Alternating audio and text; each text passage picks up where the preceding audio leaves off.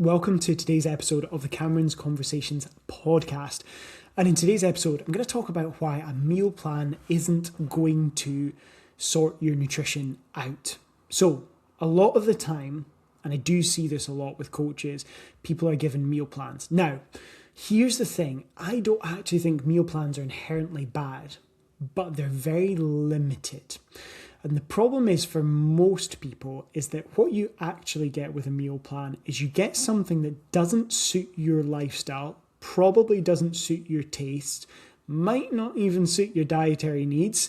I can think of a couple of clients who have been to other coaches and have been vegetarian and had meal plans with chicken in it, like twice a day, which is brilliant to see. I've even had vegan clients who have also still had chicken in it, which I suppose is no better or worse, but yeah, just bit of an issue there, right? Bit of an issue if that's the main protein source.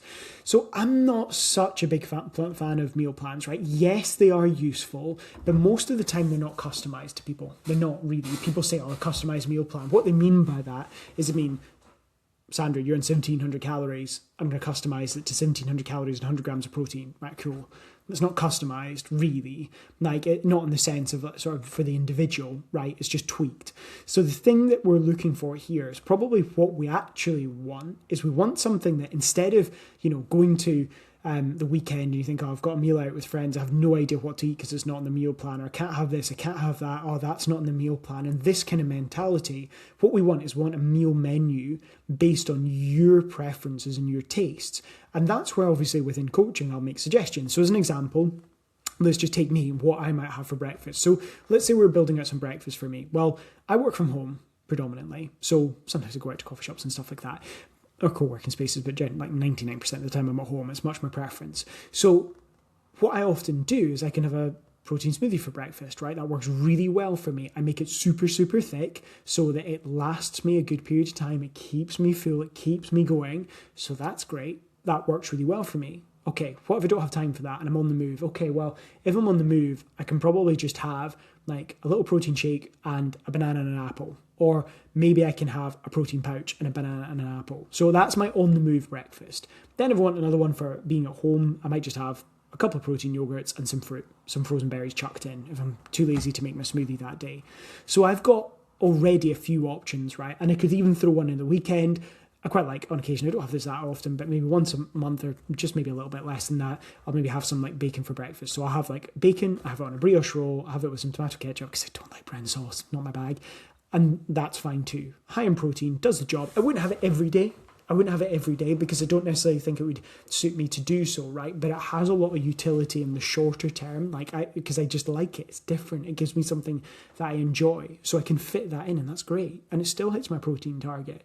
So there's a lot of things I can have there. But now what I have is if I'm going out, I've got that breakfast to go to, and there's a bit of flexibility. I either have a protein shake or a protein drink. Cool, that's easy. I can do that anywhere. Whether I'm traveling, like tomorrow morning, I'm going to be flying to Spain, right? I'm going to be flying to Alicante. So it's going to be really easy for me tomorrow morning. I know exactly what I'm going to have for breakfast. Probably some caffeine because we're getting up very, very early. And then I'm also going to have, a protein pouch or protein drink in the airport, and I'm also going to get a piece of fruit. And it'll probably cost me £27 for that because airport prices are so cheap for food. But anyway, the point is that it's really easy. There's not much thought. So that's a great thing to have, is almost this menu type effect. It's the same for dinners. Okay, right, we need to establish dinners. Well, what do I like to have? Well, I eat red meat. I eat all sorts of other meat and stuff like that. I'm not particularly picky.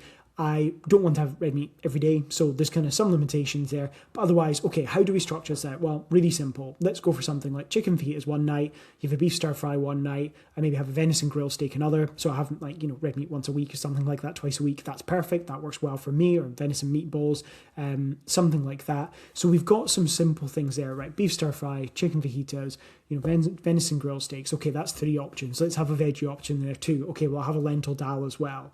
Now, what I then do is let's say I make 2 of those a week, right? That gives me 8 meals. So that covers me some of my lunches as well. So that might cover me for 3-4 dinners, and it covers me for 3-4 lunches. So all of a sudden, I already know what I'm having for my breakfast, already know what I'm having for my dinners, and also for my lunches, but I still have some flex. I still have 2 or 3 nights where I can have something a little bit different. But there's not this level of uncertainty. And actually, probably once a week, I'll have like a ready meal or something like that. Like I'll probably have like that thrown in for a lunch or something different, like one of the high protein ready meals from like Aldi or Lidl. Like that does the job as well, maybe once, sometimes even twice a week. And that works for me for my lunch. I don't like it so much for dinner. I don't find them as filling, but I know lots of clients that do, that it's filling enough. So that gives them an option, right? And then I've got some flexibility in the weekend, but I've got a lot of structure there.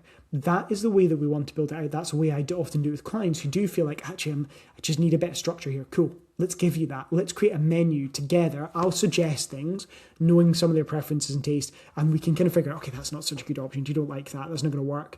You know, that works really, really well. And all of a sudden, you've got this rotation of meals. Now, sometimes people say to me, I don't like eating repetitively. Well, there's 2 parts to this. One, a little bit of repetitiveness is probably essential. And sometimes we have to put on our big boy and our girl pants and just get on with it, right? Where it would be nice to have 10 different breakfasts in 10 different days. For most of us, that is not bloody practical. To find something that's high in protein, low enough in calories, ain't going to work. That's not to say you need to be a nutter like me and have, sort of a smoothie every single day. I just really like my smoothies. Like I used to have a protein yogurt and berries in the morning, but now I've kind of shifted and I have that every day, but I enjoy it. I always look forward to it every single day. So it's not an issue for me to do. Other people wouldn't like that, but that's okay because they might give themselves 4 options for breakfast to rotate between on weekdays. So there's very little repetitiveness. They only have the same breakfast twice in a week. That's a small trade-off. For lunches, they maybe have 8 lunches they rotate between, and for dinners, they maybe have 8 to 10.